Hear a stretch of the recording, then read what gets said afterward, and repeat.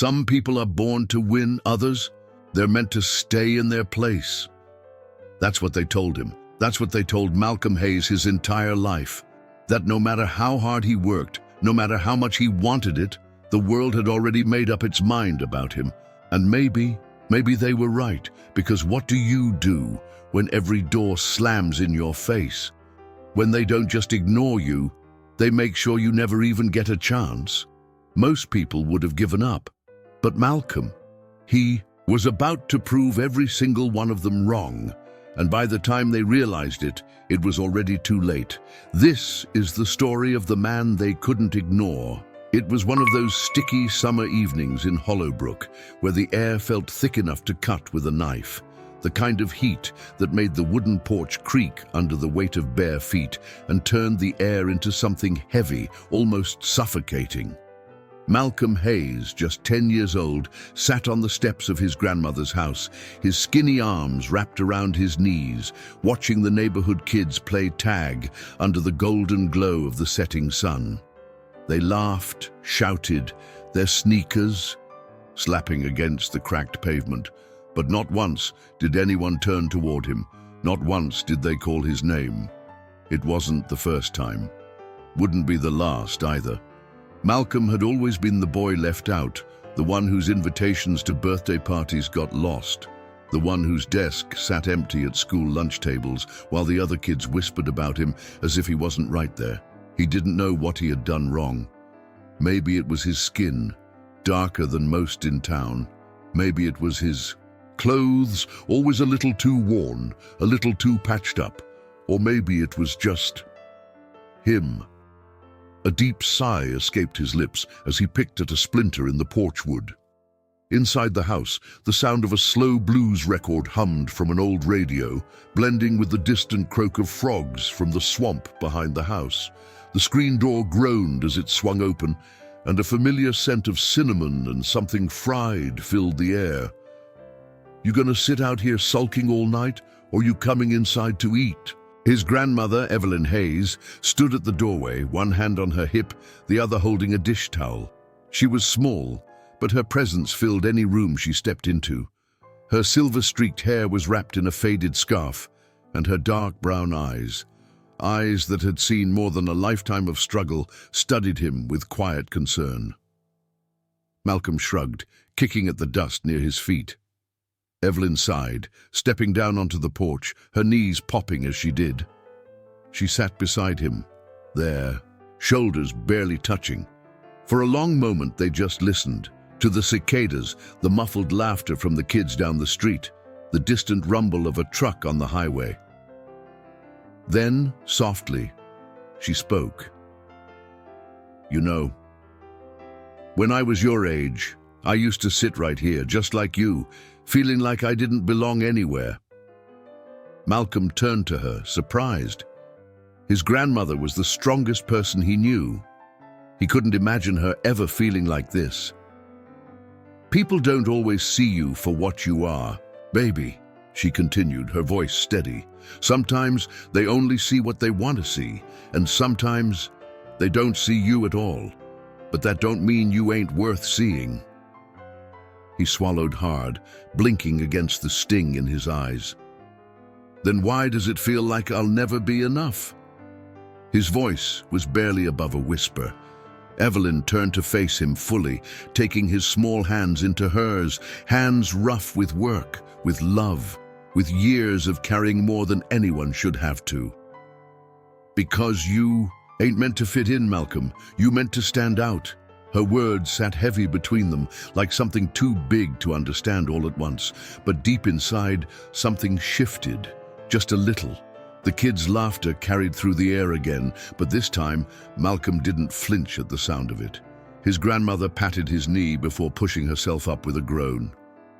"Come on, food's getting cold." Malcolm hesitated, stealing one last glance at the street before nodding and following her.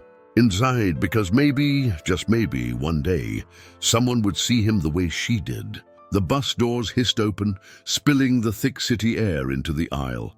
Malcolm Hayes, now 18, stepped onto the pavement of Everton, the city of second chances, or so people claimed.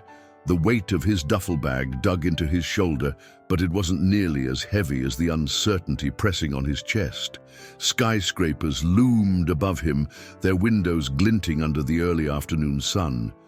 People rushed past, suits, ties, high heels clicking against the concrete, their conversations blending into an endless hum of urgency. No one looked at him. No one cared who he was or where he came from. And maybe that was the point.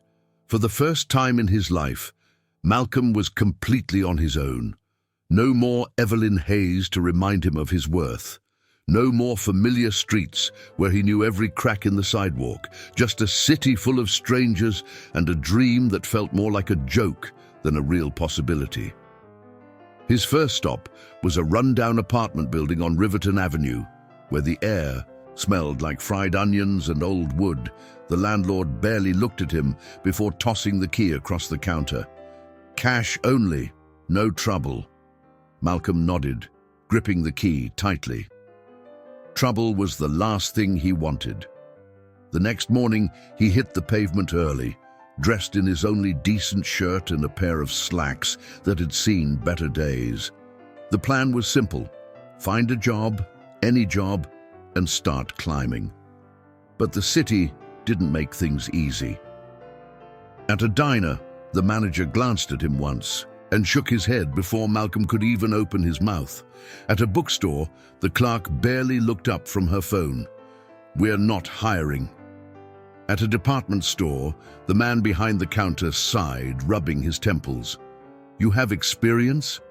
"I learn fast," Malcolm answered, hopeful. "That's not the same thing." By the time the sun dipped below the skyline, Malcolm had lost count of how many doors had been closed in his face. His feet ached, his throat was dry, and his stomach had long since stopped growling as if it knew there was no point in complaining. He found himself standing in front of a gleaming office building, its glass doors reflecting the city lights. The sign above read, "Collins and Becker Law Firm," a name he had seen in the newspapers, in stories about men who changed the world with nothing but their words and the right suit. Malcolm wasn't wearing the right suit, but he stepped inside anyway. The receptionist barely looked up. "Can I help you?" His voice cracked slightly when he spoke. "I need a job." She raised an eyebrow, giving him a slow once-over. "You're in the wrong place." "I'll do anything," Malcolm pressed, desperation making his hands shake. "Cleaning, organizing, running errands, just give me a chance." A sigh, a pause. Then, "Wait here." Minutes later, a short, balding man in an expensive suit strode out, looking Malcolm up and down like he was inspecting a piece of furniture. "You want to work here?" His tone was almost amused. "Yes, sir." Another pause, another slow assessment. "Fine, janitor's position just opened up. Pays minimum wage. You start tomorrow." Malcolm exhaled, relief and humiliation tangling in his chest. "Thank you, sir. I won't disappoint you." The man smirked. "That's not really up to you, kid." The nights that followed smelled of bleach and exhaustion. Malcolm scrubbed marble floors, emptied trash bins, and wiped down desks where powerful men made decisions that shaped lives. Memorized names he'd never get the chance to speak to. Traced the spines of law books he wasn't allowed to touch. One night, while mopping outside a conference room, he heard laughter from inside. "Scholarship applications are in," a man's voice said. "Same wasted time every year. We all know who gets picked." "Yeah, and it sure as hell won't be someone like him," another voice joked, followed by a round of laughter. Malcolm glanced at his reflection in the polished glass. He knew exactly what they meant. His grip on the mop tightened. He wanted to storm inside, to demand why. But what would that change? He was just the janitor, invisible. That night, lying on his stiff mattress, staring at the ceiling, Malcolm let the rejection settle deep in his bones. Maybe they were right. Maybe this was all he'd ever be. The hum of the vacuum cleaner echoed through the empty office halls of Collins and Becker, drowning out the thoughts racing through Malcolm Hayes's mind. It was past midnight, and the city outside was alive. Cars honking, sirens wailing, life moving forward. But inside these walls, everything stood still, silent, just like him. He moved from desk to desk, dusting the surfaces where men in expensive suits made decisions that shaped the world, men who never noticed him, men who laughed at the idea of someone like him sitting in their chairs, making the same decisions they did. That conversation about the scholarship still lingered in his mind. Yeah, and it sure as hell won't be someone like him. He had heard things like that his whole life. But somehow this one cut deeper, maybe because it confirmed what he had feared all along. No matter how hard he worked, how much he wanted it, the world had already decided his place. He stared at the bookshelf near the senior partner's office, his fingers hovering over the leather-bound spines of law books worth more than his entire apartment. He had always loved the way books smelled, like knowledge, like power. He had dreamed of the day he would own books like these, not just clean around them. A tired sigh escaped his lips as he picked up his mop again. "You mop floors now." The voice startled him. Malcolm turned to see an older black man standing at the door, his salt and pepper beard neatly trimmed, his tailored suit sharp, despite the late hour. His eyes, dark, observant, studied Malcolm like he was trying to see something beyond the uniform, beyond the mop in his hands. "I work here," Malcolm answered, straightening his back. The man stepped forward, extending a firm hand. "Judge James Whitmore." A judge. Malcolm had read about him before. One of the few black judges in the state. A man who had fought his way into rooms that weren't built for him. Malcolm wiped his palm against his pants before shaking his hand. Malcolm Hayes. Whitmore nodded, then glanced at the book Malcolm had been eyeing. "You read that one?" Malcolm hesitated. "Not yet."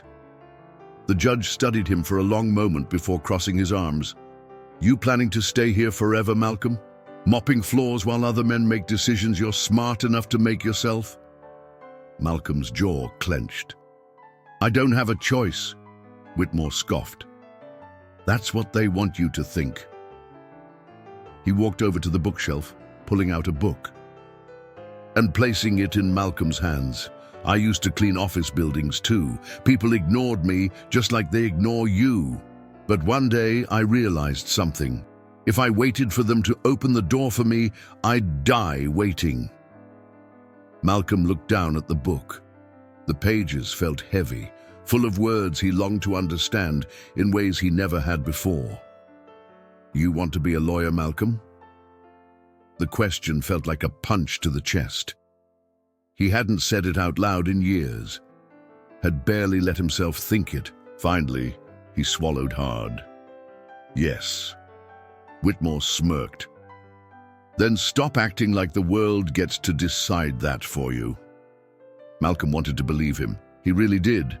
But doubt was a persistent thing, wrapping itself around his thoughts, whispering every rejection, every moment of dismissal.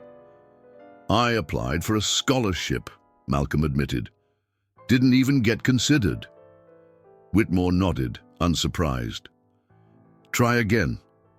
Malcolm laughed bitterly. "You don't get it. They don't want me there." Whitmore's expression hardened. "I get it more than you think. The question is, do you want it bad enough to make them see you?" Malcolm didn't have an answer. Whitmore pulled out a business card, sliding it onto the desk. "You show up at the community center on Saturday. We'll see if you're serious." And just like that, he walked out.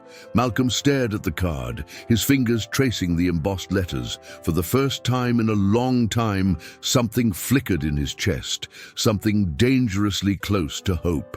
The smell of old books and stale coffee clung to the air inside Everton Community Centre as Malcolm Hayes sat hunched over a wooden table, his fingers gripping a pen so tightly his knuckles ached. Papers were spread out before him. Case studies, mock legal exams, scholarship forms. He had spent weeks here, drowning in law books Judge James Whitmore had given him, pushing himself harder than ever before. Every night, after mopping floors at Collins and Becker, he came here, studying until his vision blurred, until his body screamed for rest, until he believed, really believed, that maybe, just maybe, he had a chance. This scholarship was everything, his way out, his way forward. The room was nearly empty now, the overhead lights buzzing softly. Across from him, Darren Lewis, a fellow janitor from the law firm, leaned back in his chair, arms crossed. "Man, you're really doing all this?" Darren scoffed, shaking his head. "You really think they're gonna let you in?" Malcolm didn't. "Look up. I think I have to try." Darren snorted. "Try all you want. Ain't no place for people like us in that world." Malcolm clenched his jaw, biting back the frustration rising in his chest. He had heard this before, whispers in his own head, voices from the past, the doubt that always lingered just beneath the surface, but he refused to believe it. Not now. With a deep breath, he slid his completed scholarship application into an envelope, sealing his fate inside. "I'll prove them wrong." A week later, Malcolm stood outside the office of Scholarship Review Board, the letter of rejection in his trembling hands. "We regret to inform you." The words blurred as a sharp, burning sensation crawled up his throat. No, this didn't make sense. He had met every requirement. He had worked for this. He had done everything right. His breath came in short, uneven gasps as he stormed back to the law firm, past the marble floors he had scrubbed, past the offices where men in tailored suits barely acknowledged his existence. He didn't care. He needed answers. Bursting into the janitor's closet, he found Darren casually leaning against a shelf, scrolling through his phone. "You knew?" Darren didn't even flinch.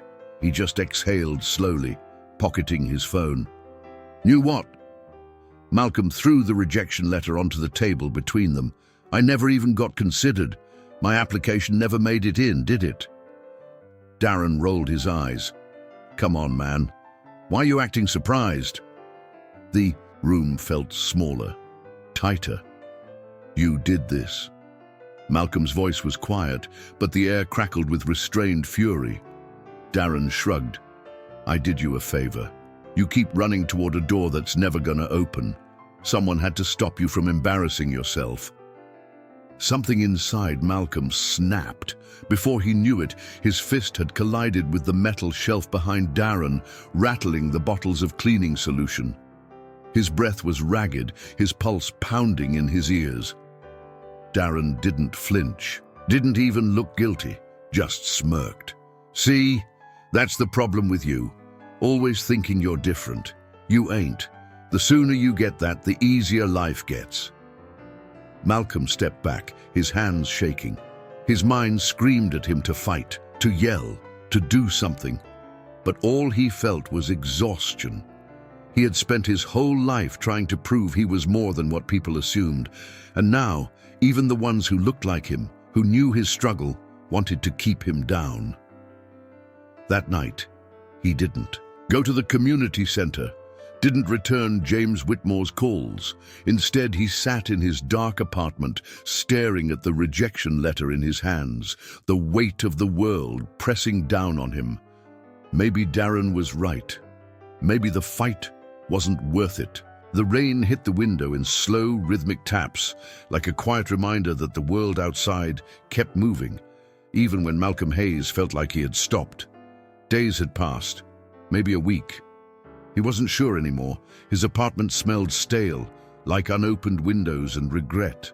His scholarship rejection letter lay crumpled on the floor where he had tossed it. His phone had long since stopped ringing, the unanswered calls from Judge Whitmore piling up. He had done everything right, and still, it hadn't been enough. A deep sigh escaped his lips as he leaned back on the couch, his mind drowning in the weight of disappointment. He had spent his whole life chasing a dream that had no place for him. Maybe it was time to let it go. A sharp knock at the door made him flinch. For a second, he thought about ignoring it. Let whoever it was assume he wasn't home. Let them leave him alone in the darkness he had wrapped himself in. But the knocking came again, louder, more insistent. With a groan, Malcolm forced himself up, his muscles stiff from days of inertia. When he cracked the door open, he found Judge Whitmore standing there, his expression unreadable. Malcolm blinked. "How did you think I don't know how to find you?" Whitmore cut in, stepping inside without waiting for an invitation. His eyes swept over the apartment, over the unwashed dishes, the untouched books, the rejection letter on the floor. His gaze hardened. "So this is what you're doing now? Giving up?" Malcolm's jaw clenched. "You don't get it." "Don't I?" Whitmore scoffed, crossing his arms. "You think you're the first one who's been told no?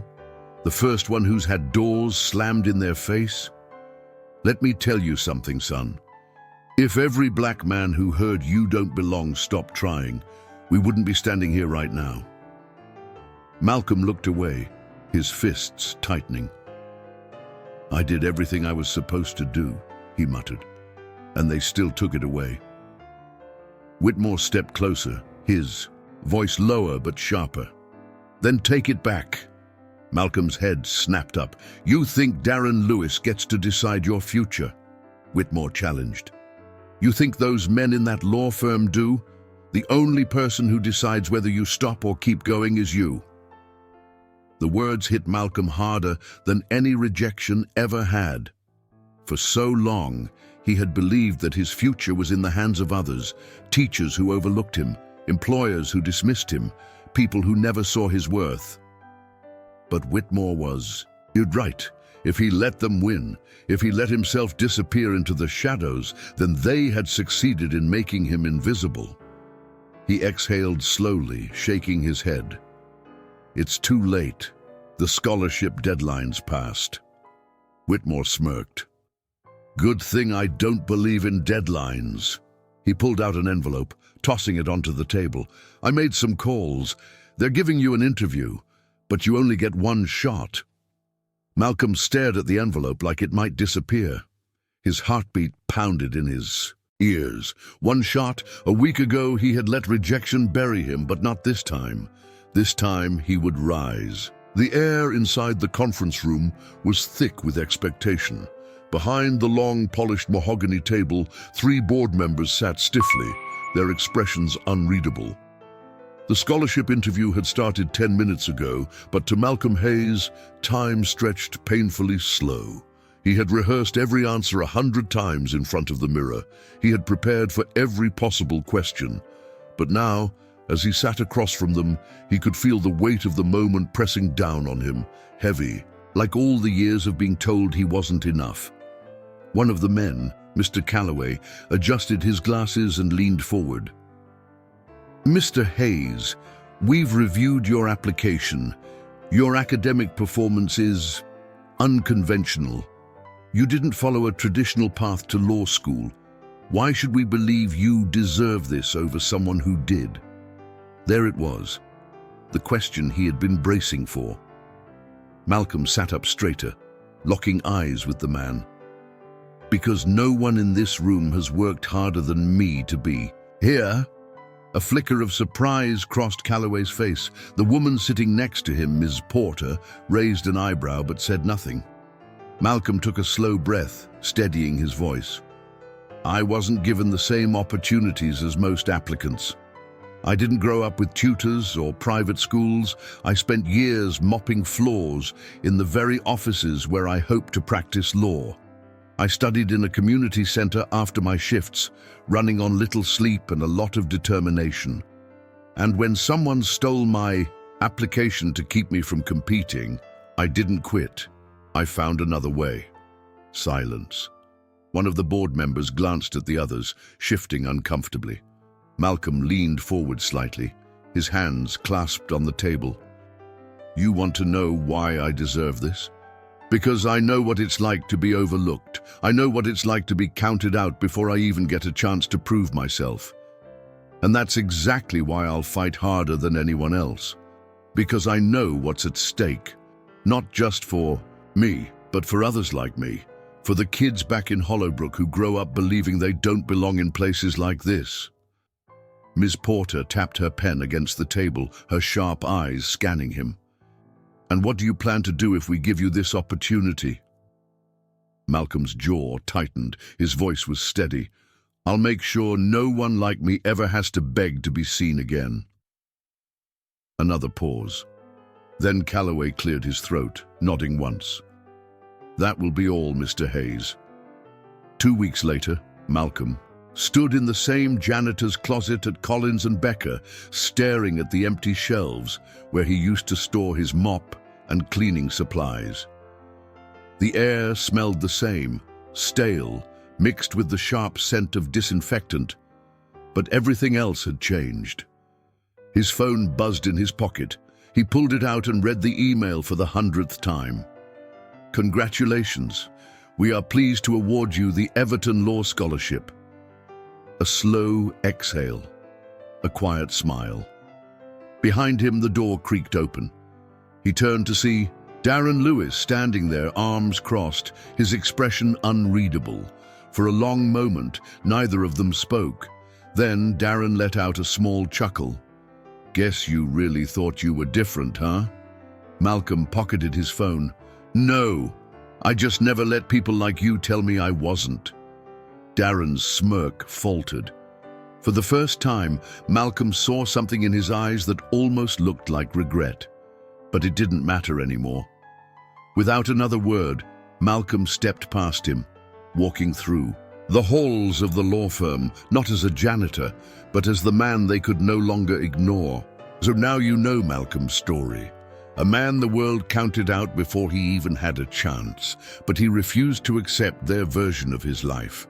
Now, here's the real question. How many times have you been told you're not good enough? How many doors have closed in your face? And more importantly, what are you going to do about it? Are you going to let the world define your worth, or are you going to prove them wrong? Drop a comment below and tell me, what's one thing you refuse to let anyone take away from you? Let's talk about it.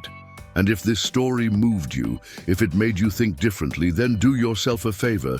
Hit that subscribe button, turn on notifications, and be part of this journey. Because this is just the beginning. Thanks for watching, and I'll see you in the next one.